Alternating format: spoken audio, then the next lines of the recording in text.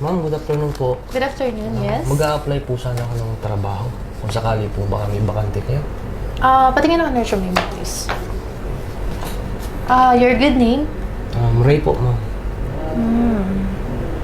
Ano bang ina-applyan mo? Ano bang gusto mong applyan? Actually, may hiring kami dito ngayon, kaso as a janitor lang. Okay lang po, ma'am. Kahit po anong trabaho kasi hirap na hirap din po kasi ako maghanap ng trabaho ngayon. Kasi isa pa, may tattoo ako. Kaya hirap po. Kahit ano po, ma'am. O, sige. Anong last na naging trabaho mo? Sorry, ma'am, pero sa totoo po, kakalabas ko lang, ma'am, eh. Nakulong po kasi ako, ma'am. Napagbintangan po kasi ako, kaya ayun po. Thanks God, nakalaya. So, gusto ko po magbagong buhay ulit. And kung sakali bang i-hire kita, mapagkakatiwalaan ba kita? Opo, ma'am. Siyempre po. O, sige. Ganito na lang. Willing ka ba mag-start today? Sige po, ma'am. O, sige. Patawagan kita sa secretary namin and then mag-start ka na. Pwede ka na mag-start today. Okay? Salamat po, ma'am. Thank you so much po. Salamat po. You're welcome. Oh, kuya, kamusta ka? Dito ka pala. Ginagawa mo dito? At saka ano na naman yan? Saan ka pupunta? Alis ka na naman? Iiwan mo na naman ako? Hindi mo ba alam kung gaano kahirap nung nawala ka? Pinabayaan mo ako, nag-aral ako mag-isa, nagtrabaho ako mag-isa? Habang si nanay, namatay na lang sa sama ng loob dahil iniwan mo kami. Hindi mo ba alam yon? Hanggang ngayon ba naman? Iiwan mo pa rin ako? Pababayaan mo pa rin ba ako? Babagong buhay na naman ako, eh. Ito Bakit? Saan ka pupunta? Ito, naghahanap na ako ng trabaho. So, kailangan ko magstay doon. So, tutulungan mo ako, ha? Ganun na nga. Mabuti at nagbago ka na. Dapat lang yan. Alam mo naman, kaya ako ginawa yun dati para din sa inyo, eh. Para sa amin. Para sa sarili mo, sabi mo. Sige na, mauna na ako. Baka hanapin pa ako ng boss ko, eh. Sige. Sis, nakagawa ka naman ng masakyan. Di pa nga eh. Ano pa? Kuya? Bianca, bunso. Kapatid mo? Hindi! Kuya janitor kasi. Ano ba yan? Ako, may kapatid na ganan. Kaya nga. At saka alam mo, ang luwag-luwag ng space, nasagi mo pa ako. Sorry po, hindi ko kasi abot yun sa ilalim. Bianca, Hindi ko kailangan ng paliwanag mo, no? Kakaloka, gangster. Ka dito nagwawalis. Tignan mo yung tsura mo. Tsaka ano winawalis mo? Gusto mo bigyan kita ng trabaho? Ha? To. Bisa mo! Bagay. Gusto mo i-charge ko ba yung utak mo? Ha? Halika dito. Uy, ang harsh mo naman. Uy, B. Ewan ko siya. Nag-aaral kasi kami dito. Tsaka, doon ka nga, lumayo ka nga sa amin. Hindi ka na babagay dito. Kaya nga, janitor, pero mukhang gangster. Tignan mo yung tsura, oh. Tsaka ano yan? Ayan, dapat ano yan? Walang ganyan-ganyan dito. Siyempre, nasa university tayo, di ba? Di ba, sis? Kaya nga. We're scholars, sir, din. Of course, di ba? Alam mo naman, Sabi ko Laking- naman Sabi sa'yo. yung mga tattoo niya, oh. Kuya, umalis ka na nga.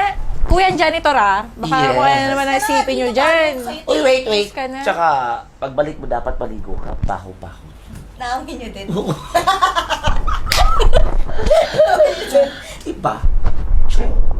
Bye-bye. Uy, sis, magbabayad tayo. Libre ko kayo. Oh, sure. Of Gusto ko yan. course! Di Ano ba? sana to sa kanya eh. Tsaka may papakilala Gigigil ko eh. sa'yo. Kuya, anong ginagawa mo dito? Ba't di mo naman sinabing dito ka nagtatrabaho?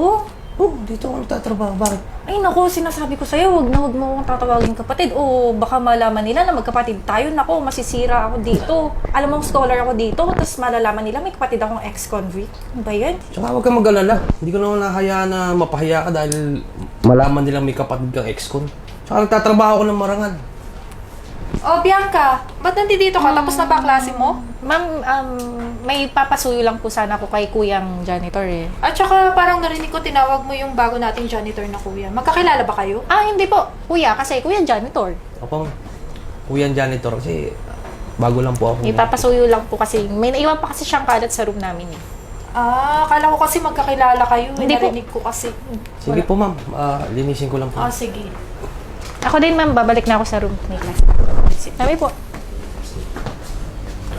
Naboboard na ako. Kagutom, no? Nagutom ako. Totoo. Pero alam mo, bago tayo mag-bar, kakain muna tayo. Libre mo ah. Of course. Good idea. Steak. Oras na oh. Gusto ko yan. Feeling ba't pinaamoy ako? Diyan na naman yung kuya mo. Kuya, janitor kasi, ano ba? Pangit kasi yung kuya. Kuya! Dapat girls, dapat manong. Hindi siya kuya. Manong? Dah, hindi tayo pinapansin oh. Famous ka?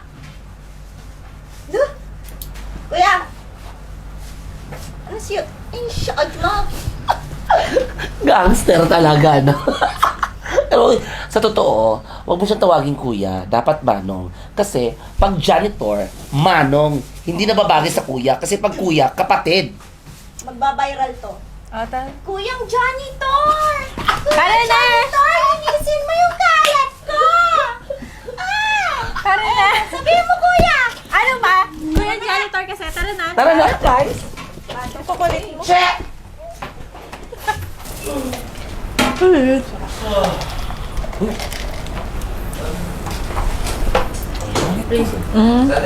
Sarap. Yung babae. Saan? Oo, yun nga. Tara. Excited na mo kumain ng steak. Teka nga lang, tignan ko kung may papanlibre ako. Of course, meron yan. Ikaw pa ba? Ang yaman-yaman mo, no? Hala, yung wallet ko! Wala eh!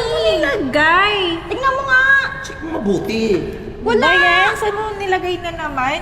Yung kuya mong janitor yon. Kuya! Kuya ko talaga. Kuya mo yon. Teka na. Oo nga, mukhang magnanakaw pa naman ang itsura nun. Tara na! Tara, balikan natin! Baka ikaw magkompronta. Oh, Mang Johnny, anong atin? Mr. Bravo, baka may papalinis pa kayo dyan. Wala na, okay na ako dito. Nga pala po, may sadya ako eh. Oh, ano yan? Naglilinis po ako kanina, nakakita ko. Baka parang sa estudyante po. Sa- May daming mahalagang ID tsaka mga ATM. Saan mo ito napulot? Doon po kanina sa sa classroom. Anong classroom? Dapat kumpleto detalye kapag nagbibigay kayo sa lost and found. Para alam ko kung saan dadalhin. Hindi ko po kasi na-inform dun sa security kanina eh, kaya dinirekta ko na lang po sa inyo. Kasi naglilinis pa po ako eh. But anyway, meron namang ID dito. Ako na lang bahala. Sige po. Papasearch ko na lang. Sige sir. Ma'am, nawawala ko yung wallet ko. Uy, tulungan nyo nga ako maghanap. naman kasi naman nilagay na naman eh. Andyan lang yun. Totoo, nandito lang yun, no? At saka tayong tatlo lang yung nag-uusap. Imposible naman mawawala. Tsaka kanina nakita ko yung janitor. Siya lang naman yung naglilinis-linis dito eh. Oo nga, si Manong, di ba? Si Kuya. Yeah, si Kuya dyan. Kuya ka lang, kuya. Manong nga. Sigurado ba kayo na siyang... Oo. Kitang-kita ko. Sige, ganito na lang. Tatawagin ko siya. Kuya Johnny? Ito yung kumuha eh. Kuya, lumuhod Totoo ba ka. to? Ikaw daw ang kumuha ng wallet na nawawala? Hindi, ma'am. Ikaw! Ikaw ang kumuha. Kitang-kita ko, ikaw. Pampas ko sa'yo ito eh. Aminin mo na. Di ba? Di ba? Oo, kanina ka pa hindi nagsasalita. Ayoko kasi mambentang. Hindi naman kasi tayo sure na siya yung kumuha, di ba? Hindi, siya lang yun. Kasi siya lang naman yung tao dito kanina Kuya Johnny, eh. magpaliwanag ka. Totoo ba to?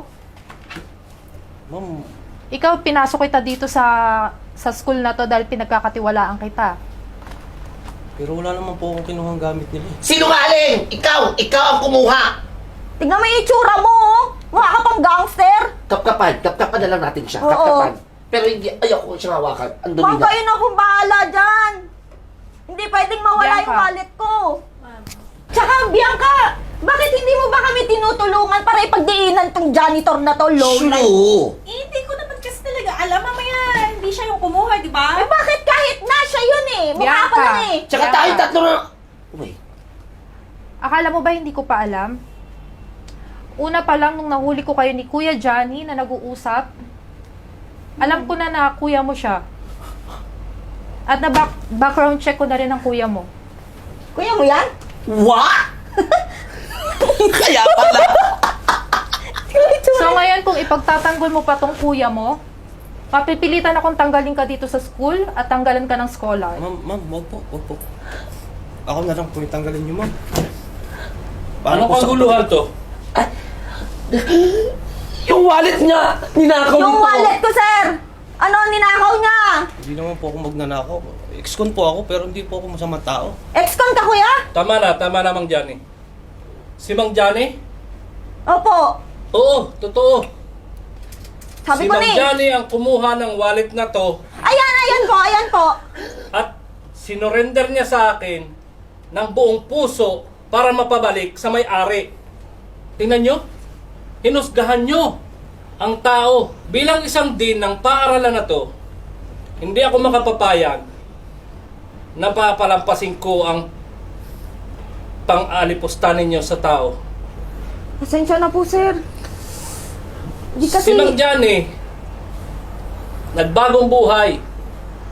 Pero hindi ibig sabihin nun, wala na siyang pag-asa para itama ang mga pagkakamali. Ito, Sorry. Sorry po. Sorry, ma'am.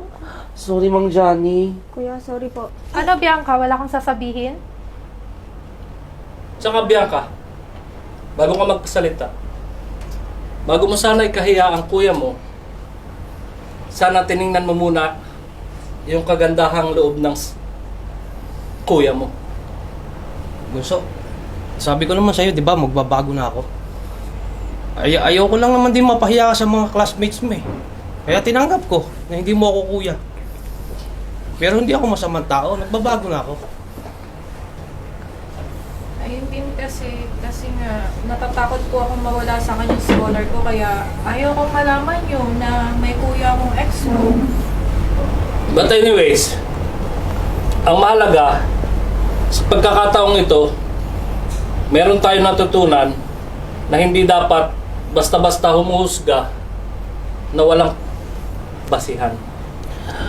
Kaya kayo ate, ikaw po, tigilan niyo po yung panggaganyan sa tao kasi hindi naman lahat ng nakikita niyo o babasihan niyo sa itsura lang eh. Ikaw, CJ, Choki, gusto kong makausap ang mga magulang mo. Ala, sir, wag po! Bakit? Yung scholarship po namin! Sir, hayaan niyo na po sila. Hindi. Hindi Bilang namin isang pwedeng din, palampasin to. kailangan malaman ng mga magulang nyo ang mga hindi inaasahang aksyon dito sa paaralan. Kuya, pasensya na talaga. Sorry Hindi ko naman alam na ganan. Sorry kung ikinaila kita sa mga kaklase ko, sa mga kaibigan ko, sa mga tao dito. Kasi ayoko lang talaga mawala yung scholarship ko eh. Sana naintindihan mo din ako. Hayaan mo na yung buso. Ginawa ko lang yun kasi para din sa inyo. Sa yung nakaraan, pagbintangan lang ako nun. Kaya sabi ko sa'yo, di ba, nagbabagong buhay na ako. Pinagawa ko to para sa'yo. Kasi wala na tayong magulang. Pasensya na talaga. Sige na. Karol ka mabuti.